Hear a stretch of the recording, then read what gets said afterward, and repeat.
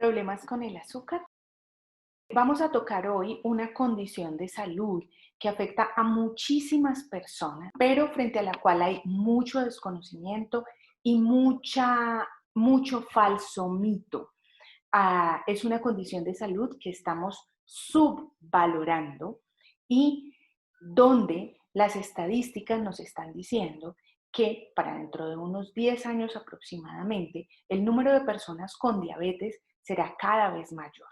De tal manera que hoy quiero hablarte acerca de cómo podemos nosotros ayudarnos con problemas en el metabolismo del azúcar, independiente de lo que tengas y de cómo se llame. Es decir, si estás presentando una resistencia a la insulina, si estás presentando una hiperglicemia, si estás presentando una prediabetes, si estás presentando una diabetes, indiscutiblemente tienes que tomar acción. No puedes esperar hasta la diabetes para decidir conocer esta situación que se está presentando en tu organismo y actuar frente a ella. Cuando nosotros ingerimos alimentos, hay tres grupos grandes de nutrientes: las proteínas, los lípidos o las grasas y los carbohidratos. Cuando nosotros en la dieta ingerimos carbohidratos, finalmente ellos terminan convirtiéndose en glucosa, independiente de si son fructuosa, independiente de si son lactosa,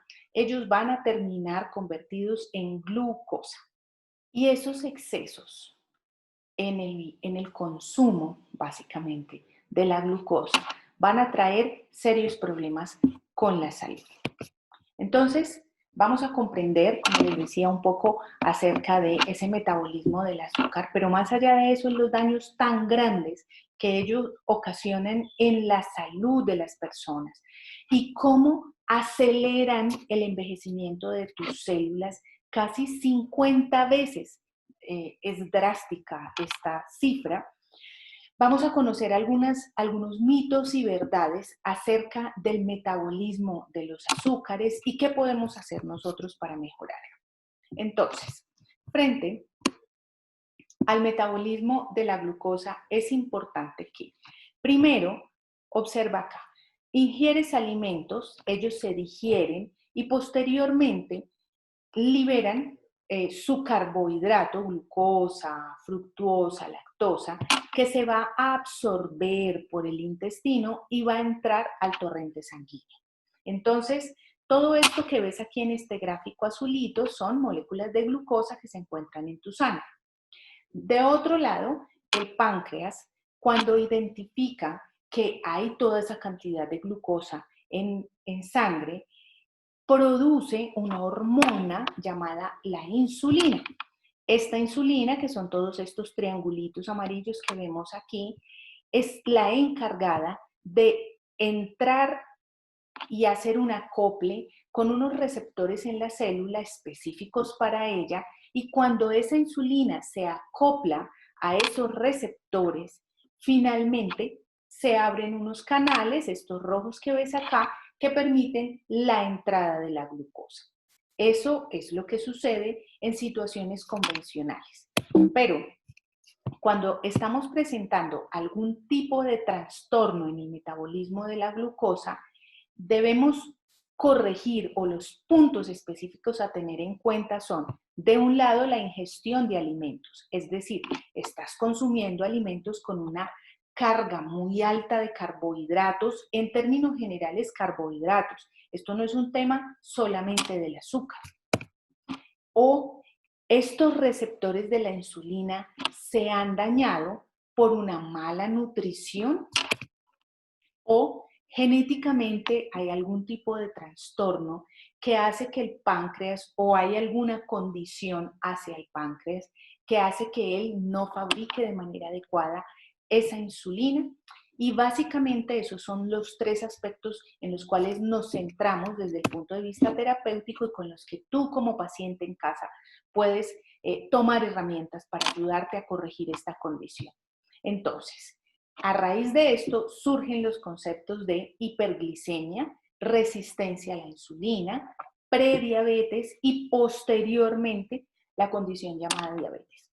Pero para que eso se dé, se sabe ya científicamente que has tenido 10 años atrás la evolución desde la hiperglicemia hasta la diabetes. Es decir, han transcurrido 10 años en donde vienes de manera sostenida con la glicemia un poco alta hasta cuando te diagnostican una diabetes. ¿Qué sucede?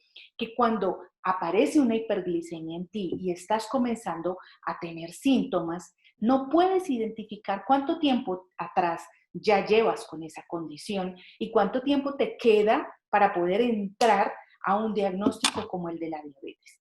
Así que, independiente de eso, una vez, así que, acorde con esto, una vez te diagnostican o se identifica en tus exámenes de laboratorio una hiperglicemia, debemos tomar una acción inmediata, porque no podríamos determinar cuándo vas a entrar en una diabetes. Hablemos un poquitito acerca de mitos y verdades frente a la diabetes. Muchos pacientes suelen expresar que necesitamos comer al menos un poquito de azúcar para darle energía a las células. En realidad necesitas consumir un poquito de azúcar para sentirte bien, para darle esa percepción de bienestar a tu cerebro, que no solamente la puedes obtener con azúcar, pero que en ese momento te genera como esa adicción y necesitas es romper ese ciclo. Pero no necesitas estar comiendo azúcar para que tus células estén saludables. Inclusive, en las dietas modernas hay una muy inteligente estrategia que es utilizar las grasas saludables, los lípidos sanos, utilizarlos como sustrato de energía para la célula. Es una maravillosa y valiosa estrategia hacia tu salud. Entonces, cuando la energía de la célula la dan las grasas, los residuos del metabolismo no van a ser nocivos para tu salud. Cuando hay un exceso de carbohidratos, los residuos del metabolismo, del exceso de esos carbohidratos dentro de tu organismo, sí van a ser nocivos y se van a comenzar a acumular, como a depositarse todo esto que queda del exceso de azúcares y de carbohidratos. Y esas sustancias que se depositan tienen una alta afinidad por tejidos como el cerebro y se depositan allí como si fueran basura alrededor de tus neuronas, haz de cuenta, de tal manera que con el pasar de los años puede comenzar a traer trastornos en el sistema neurológico.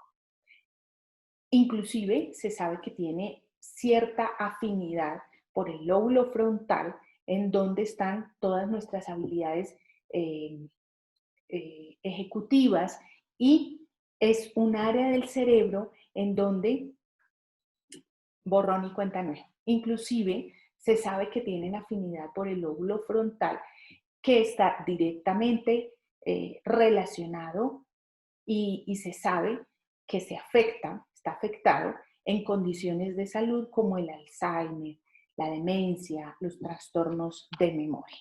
Siguiente aspecto.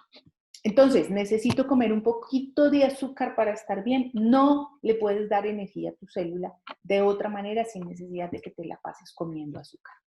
Debemos desadaptarnos de esto. Si no como azúcar me da hipoglicemia, no. Los mecanismos de la hipoglicemia se considera un estado previo a las hiperglicemias. Entonces, el tratamiento es exactamente el mismo. Los cuidados frente a la salud son exactamente los mismos. Así que ante hipoglicemias no hay consumo, no debe haber consumo de azúcares ni de carbohidratos en exceso. Es que todavía no me han diagnosticado diabetes. No interesa que no te hayan diagnosticado diabetes. Recuerda lo que te mencionaba hace un momento del tiempo de evolución de la enfermedad. ¿Qué estás esperando? Estás esperando que francamente te hagan el diagnóstico de la enfermedad, te inicien un tratamiento, te inicien un medicamento, se dañe tu calidad de vida. Si ya estás iniciando con esa condición, toma una acción. Es que no hay diabetes en mi familia, no interesa. Tú puedes desarrollar con el pasar del tiempo una diabetes tipo 2 por malos hábitos en tu alimentación. ¿El Alzheimer es la diabetes tipo 3? Sí, el Alzheimer es conocido como la diabetes tipo 3, justamente porque todo ese depósito de esos residuos metabólicos de los carbohidratos tienen la afinidad por nuestro sistema nervioso hacia la zona frontal, como les mencionaba hace un momento. El azúcar alto produce estrés, fatiga, altera el sueño. Uy, aquí hay un aspecto importantísimo para ti. Y es que cuando el azúcar se encuentra elevado, se suceden una serie de reacciones al interior de tu cuerpo graves que no alcanzas a percibir como tal hasta cuando la situación está ya realmente muy crítica. Entonces, de un lado hay algo importantísimo y es que se genera un estrés oxidativo, es decir, la célula comienza a tener una cantidad de residuos que no es capaz de neutralizar y de controlar para eliminar, de modo que ese exceso de residuos termina agotando mecanismos de reparación, ¿cierto? De neutralización de toda esa toxina dentro de la célula y al interior de ella termina agotando una estructura llamada la mitocondria. La mitocondria es la que fabrica tu ATP o tu gasolina. Entonces, esto implica que el metabolismo de tu célula se dañe, se altere y por ende haya fatiga celular y por consiguiente tú puedas estar percibiendo una gran fatiga, una gran sensación de cansancio con este tipo de trastornos. De otro lado, ese estrés oxidativo, esa glucosa en exceso que está por tu torrente sanguíneo, alrededor de tus células, dentro de tus células, produce unas reacciones del sistema inmune en donde se incrementan las sustancias inflamatorias de tu sistema inmunológico. Y eso se llama una inflamación mínima persistente crónica. Y ojo con esto, pilas con este concepto, por favor, porque suelo explicárselo muchísimo a los pacientes. En esas condiciones no es que estés inflamado, que tengas la articulación inflamada, que tengas la inflamación en tu piel, que tengas un tejido inflamado que te esté limitando, sino que al interior de tu organismo y de manera silenciosa te vas inflamando, te vas inflamando. Y esos tejidos que internamente y de manera muy sutil se van inflamando son los que predisponen a las enfermedades secundarias graves de la diabetes. Entonces, esa inflamación es la que predispone a hacer infartos, a hacer derrames comúnmente conocidos, accidentes cerebrovasculares. Esa inflamación es la que predispone a hacer problemas con el riñón, a dañar a los nervios periféricos por falta de adecuados y buenos micronutrientes. Esa inflamación es la que termina lesionando ojo, retina. Así que, por favor, no menosprecies esta condición frente a la salud. Se lo explico muchísimo, vuelvo y te digo a los pacientes, porque puede traer situaciones y condiciones realmente críticas para tu calidad de vida. De otro lado, baja la libido, sí, indiscutiblemente. No solamente por el efecto que se genera en la microcirculación, o sea, en la capa interna de los vasos sanguíneos donde se vive la inflamación, no solamente por el efecto que hay sobre los nervios que van a toda la zona de los genitales, sino también por la afectación sobre el sistema neurológico, que nos baja el deseo, también por la fatiga y el cansancio que hay en las células, de manera que el desempeño sexual tiende a bajar en estas condiciones. La hiperglicemia o la diabetes se relacionan con la obesidad o la obesidad produce diabetes. Ahí hay una relación muy directa. Se considera que la mayoría de personas que se encuentran en obesidad, algunas de las que se encuentran en sobrepeso, están haciendo problemas en este metabolismo de los azúcares. Entonces, ten mucha precaución en tomar tus exámenes de control, en que estés realmente controlado con este aspecto. Y en muchas de las ocasiones, el controlar el metabolismo de la glucosa, de la insulina, es un gran aspecto ayudarte a bajar, para ayudarte a bajar de peso. Y vamos a explicar otros aspectos importantes que conozcan. ¿Esto se relaciona con el hígado graso? Sí. La principal causa de hígado graso son las resistencias a la insulina y las hiperglicemias. Desde el punto de vista, o sea, ya sabemos fisiológicamente qué pasa para que termines en un hígado graso.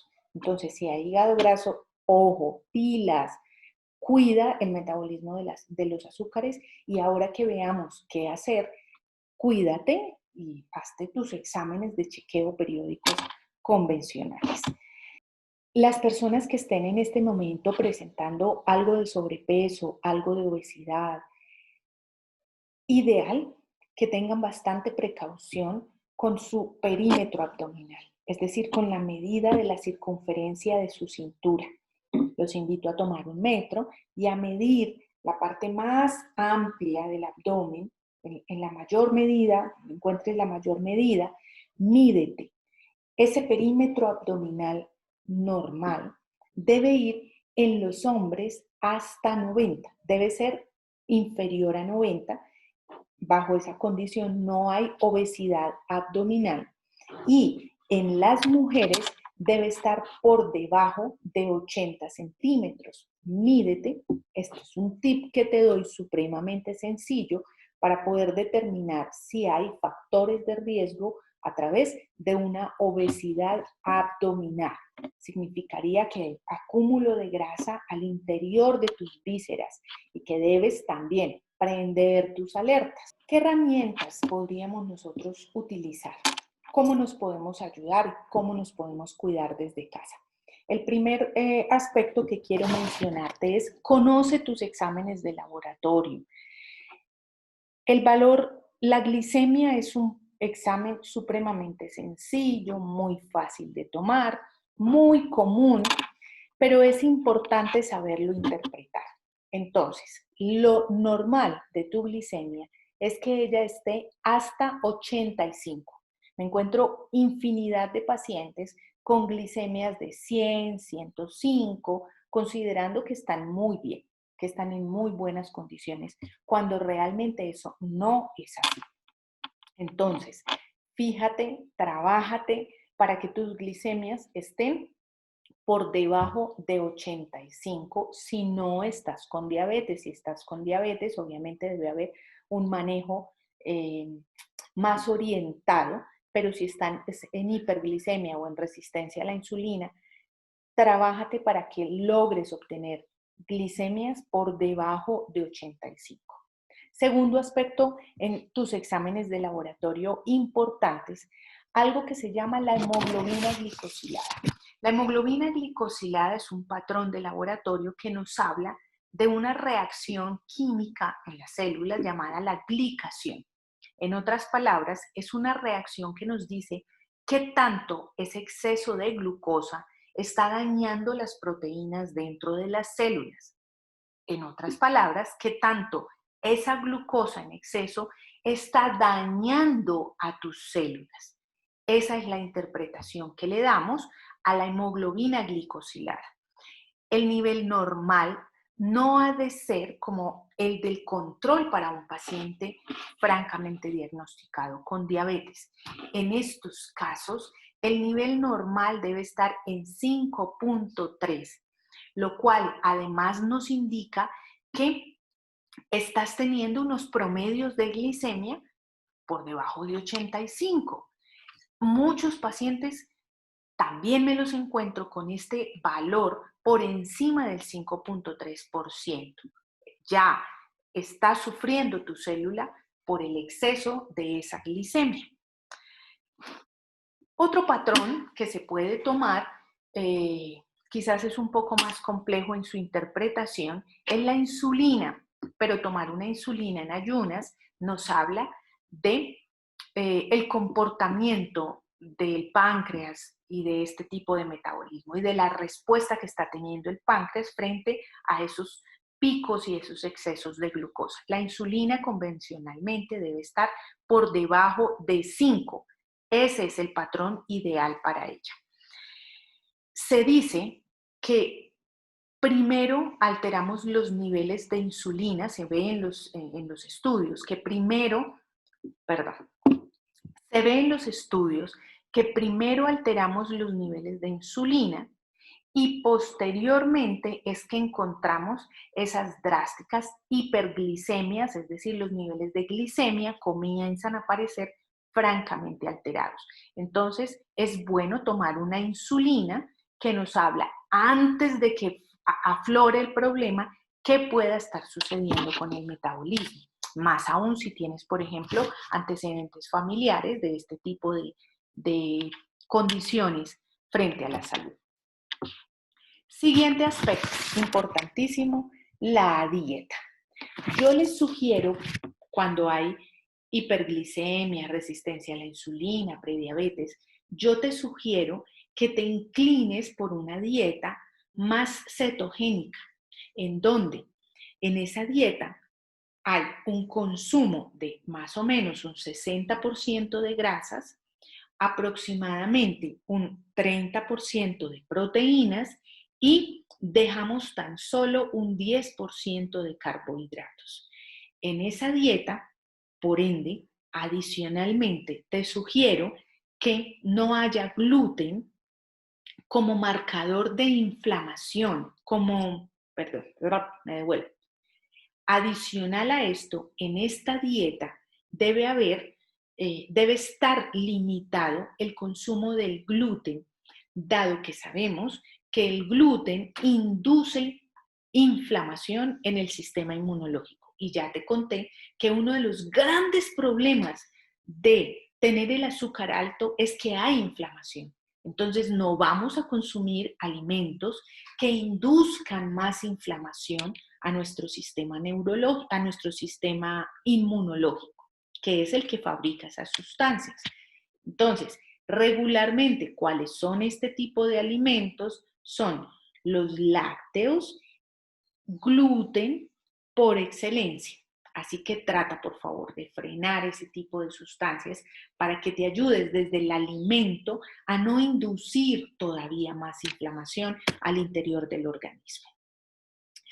En la dieta también es importante que tengas en cuenta el índice glicémico de los alimentos. En otras palabras, qué tan acelerado, qué tan rápido suben la glicemia esos alimentos. Eso lo conocen muy bien algunos pacientes diabéticos cuando comen y se miden sus niveles de glucosa después de haber comido. Y perfectamente pueden decir, es que yo no puedo comer arroz porque después de que como arroz, mi azúcar se dispara. Lo tiene muy claro, se comporta ese alimento con un índice glicémico muy alto y rápidamente sube los niveles de glucosa. Así que ese tipo de alimentos los vamos a evitar dentro de la alimentación. En esencia, pues vamos al mismo concepto que les mencionaba al inicio de la dieta, es decir, carbohidratos. Vamos a tratar de consumir más carbohidratos complejos, que son los que se encuentran en los vegetales. Sí, las verduras, los vegetales tienen carbohidrato y ese debe ser la fuente principal de carbohidratos. Cuando les mencionaba un 60% de grasa, les hablo de grasa no saturada, de grasa sana. Estoy hablando de la grasa del aguacate, estoy hablando de la grasa de las semillas, de los frutos secos. No estoy hablando de la grasa saturada. Siguiente aspecto importantísimo, el ejercicio. Para nosotros, en un tratamiento de medicina regenerativa, el paciente que no quiera adoptar un nuevo estilo de vida, en donde haya una sana alimentación, en donde haya una rutina de actividad física, así sea leve, pero que exista,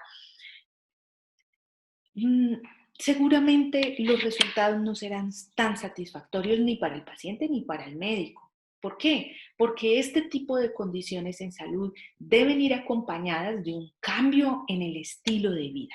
Entonces, en cuanto al ejercicio, hay que tener actividad física para bajar las concentraciones de glucosa y mejorar el metabolismo de la glucosa. Hay que tener actividad física. ¿Cómo? Se dice que debemos realizar en promedio 150 minutos de ejercicio a la semana, que lo puedes dividir en 30 minutos de ejercicio 5 veces a la semana. Es decir, ejercicio 30 minutos de lunes a viernes. Estaría muy bien indicado cuando hay problemas en el azúcar.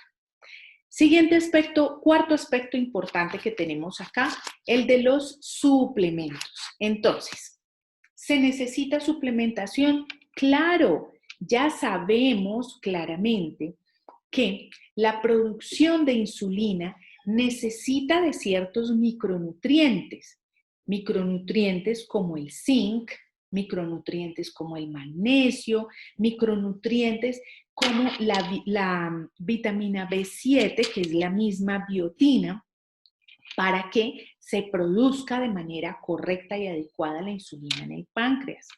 También sabemos que los receptores de la insulina necesitan micronutrientes para ellos funcionar de manera adecuada, es decir, para que la llavecita que se une, que encaja perfectamente con ese receptor dentro de la célula, hagan su acople de manera perfecta. Y para que eso se dé, necesitamos micronutrientes, micronutrientes como el cromo, micronutrientes como el magnesio, micronutrientes como el vanadio, como la vitamina B7 o la biotina. Necesitamos unos excelentes niveles de vitamina D, específicamente vitamina D3, y necesitamos, y también funcionan muy bien para ello, algunos polifenoles. Entonces, ¿micronutrientes y suplementos son necesarios? Sí, estos que te acabo de mencionar, importantísimos, ayudan a mejorar ese metabolismo y vale la pena estar muy bien con ellos al interior del organismo. Suplirlos y consumirlos en una dieta saludable. De otro lado, necesitamos un importante consumo de antioxidantes. Acuérdate que yo te mencioné dos mecanismos en este caso muy importantes. El primero de ellos, el estrés oxidativo, el exceso de todas esas sustancias que el cuerpo tiene que neutralizar para sacar de todos esos residuos del azúcar. Y el segundo, la inflamación. Entonces, vamos a tomar suplementos que nos cumplan con esos dos roles, nos sirvan de antioxidantes y a la vez nos sirvan, antioxidantes son las sustancias que combaten ese estrés oxidativo y a la vez nos sirvan como antiinflamatorios. Y allí tenemos una cantidad de sustancias como el extracto de ajo añejado, el Kyolic, es una casa comercial que suele producir estas líneas de medicamentos bajo esta base de extractos de ajo añejado. Los niveles de vitamina D3, tenerlos muy bien, pues funciona como antiinflamatorio, entonces vamos a tener niveles de vitamina D alrededor de 70 idealmente. Antioxidantes como el ácido alfa-lipoico nos ayudan muchísimo como antioxidantes, como antiinflamatorios, van a trabajar con la glicación, trabajan positivamente con una sustancia llamada glutatión. De otro lado, el coenzima Q10 como antioxidante fantástico, el resveratrol, una sustancia como antioxidante fantástica, polifenoles, hay complejos de extractos de plantas que contienen polifenoles, que contienen unos maravillosos antioxidantes de origen natural. Hay algunos que yo suelo utilizar como Village, Cronuit, Fire, que tienen un adecuado, muy sano y buen metabolismo en estas condiciones, en estos casos. Antiinflamatorios como el consumo de los ácidos grasos omega 3, específicamente un balance entre EPA y DHA, que son este tipo de ácidos grasos omega 3, ayudan bastante en el cuidado de las membranas celulares, de las proteínas de esas membranas celulares y con los receptores de la insulina también. Siguiente aspecto importante, el quinto que les menciono acá, la relajación. En la relajación quiero contarte que independiente de con qué vibres, cómo te sientas mejor, es indispensable que mejores el estrés y que mejores la calidad de sueño y que te trabajes para hacerlo. Si lo quieres hacer a través de meditación, a través del mismo ejercicio, a través de ejercicios de respiración, lo puedes hacer. Lo importante es que trabajes ese estrés emocional, que trabajes tus emociones y que te trabajes en mejorar la calidad de tu sueño. Y ahora vamos a hablar de las herramientas regenerativas. En las herramientas regenerativas, entonces, tenemos dos grandes grupos de herramientas. El primero de ellos le llamamos la organoterapia regenerativa, que es el suministro de unos compuestos biológicos que contienen una serie de nutrientes específicos para las células que estimulan los receptores de la insulina y que estimulan las células específicas del páncreas para hacer la producción de insulina, mejorando entonces este metabolismo de la glucosa. En esos nutrientes hay antioxidantes y hay sustancias antiinflamatorias.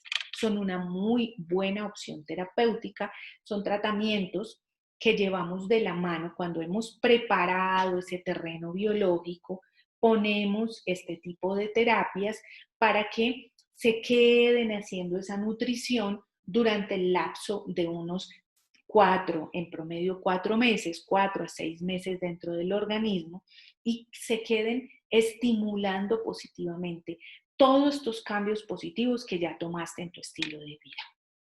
Y el segundo esquema terapéutico importantísimo que trabajamos en medicina regenerativa cuando hay problemas de la glucosa son las células madre. Las células madre que nosotros trabajamos en estas condiciones son células madre mesenquimales, en donde una vez hemos preparado ese terreno, la biología, hemos arado para poder nosotros sembrar. Una vez tenemos ese terreno en muy buenas condiciones, podemos llegar a poner algo que germine, algo que permita mejorar la función. Entonces, después de esto, vamos a una siguiente fase donde le ponemos al paciente las células madre mesenquimales que estimulen.